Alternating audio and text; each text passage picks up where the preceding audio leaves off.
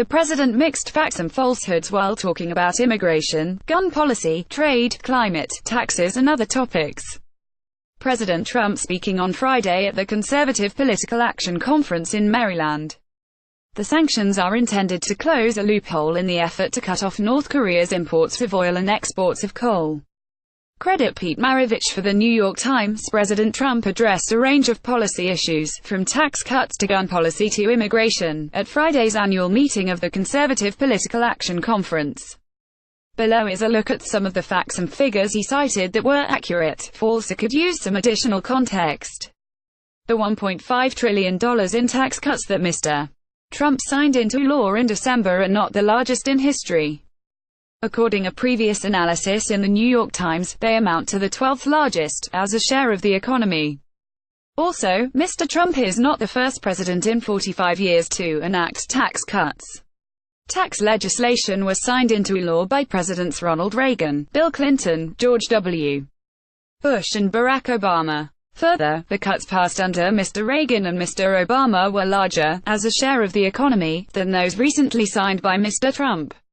Mr. Trump is the first president to label actions taken by federal agencies as deregulatory and regulatory, so it's a difficult comparison to make. Previous administrations have counted the number of regulations withdrawn from the Federal Registry. By that metric, Mr. Trump did not eliminate more in 1 year than his predecessors in their entire terms. Mr. Trump is referring to the Paris Climate Accord that his administration announced the United States was withdrawing from in June 2017. Emissions reductions under the agreement are voluntary. So, contrary to Mr. Trump's claim, coal consumption in the United States would not have necessarily been affected. Under the Obama administration, the United States offered to cut emissions by 26% to 28% below 2005 levels by 2025 as part of the Paris Agreement. China ratified the Paris Agreement in September 2016. The country pledged to lower emissions after an projected peak level of emissions in 2030. But updated projections anticipate that peak will occur closer to 2020 as the Chinese government invests in renewable energy and halts production on cars that don't meet fuel efficiency standards.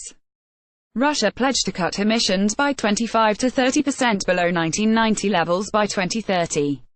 That is rated critically insufficient by the Climate Action Tracker, which scores countries' pledges. Russia's economy had collapsed, causing emissions to drop rapidly, with the fall of the Soviet Union. So reducing emissions from the level reached in 1990 would still be an increase from Russia's emission levels today. Mr. Trump is likely referring to the Green Climate Fund, a United Nations program to help poorer countries mitigate the effects of climate change. The voluntary program has been in place since 2013, and was not mandated under the Paris Agreement. The United States pledged $3 billion to the fund, but Mr. Trump halted contributions, with $2 billion still outstanding. Developing countries, including Mexico, Indonesia and Mongolia, also are putting money into the fund. The Reshoring Initiative is an advocacy group that works with manufacturing companies to return jobs to the United States from overseas.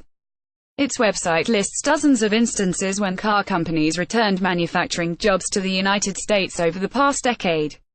For example, Ford announced it would move production of pickup trucks from Mexico to Ohio in 2015, and General Motors said it would build a type of Cadillac in Tennessee instead of Mexico in 2014.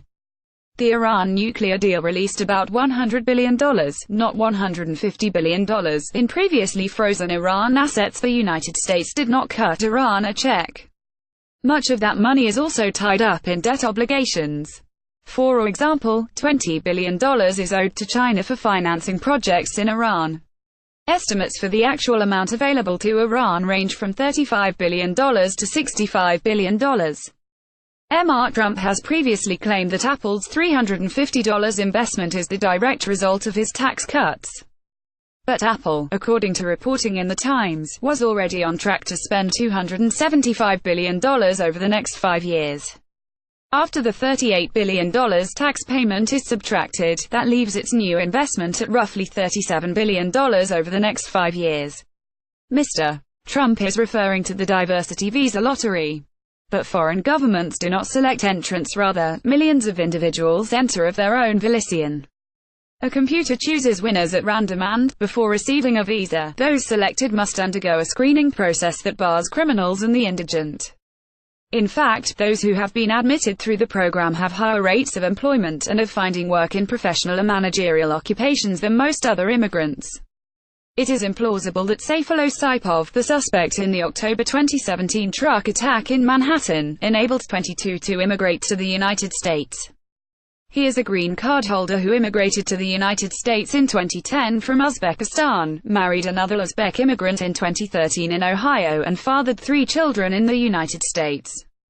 Under current law, he is not eligible to sponsor any extended family to immigrate to the United States. Mr. Trump's figure is accurate, but about 600,000 of those jobs were added in the last 4 months of Mr. Obama's presidency. About 2.1 million jobs have been added since February 2017, Mr. Trump's first full month in office. This talking point needs an update. The unemployment rate for Black Americans was 6.8% in December, the lowest since 1972, but it rose to 7.7% in January. It is worth noting that the rate has been in decline for several years and the gap between unemployment rates for white and Black Americans remains high. Wages have been rising for several years. In fact, wage growth in January 2018 was slower than what it was during the last few months of Mr. Obama's term, according to data from the Federal Reserve. In 2016, the United States had a net trade deficit of $309 billion with China, and $63 billion with Mexico. There is not yet fully available public trade data for 2017. The United States had trade deficits of $375 billion with China and $71 billion with Mexico in goods alone. But the United States usually maintains a surplus in the trade of services with China and Mexico, so it's likely Mr. Trump's figures are off by billions of dollars. The gang known as MS-13 was formed in Los Angeles by refugees from El Salvador in the 1980s. The government began deporting its members in the mid-1990s, which helped the gang's leadership grow abroad. Lisa Friedman contributed reporting.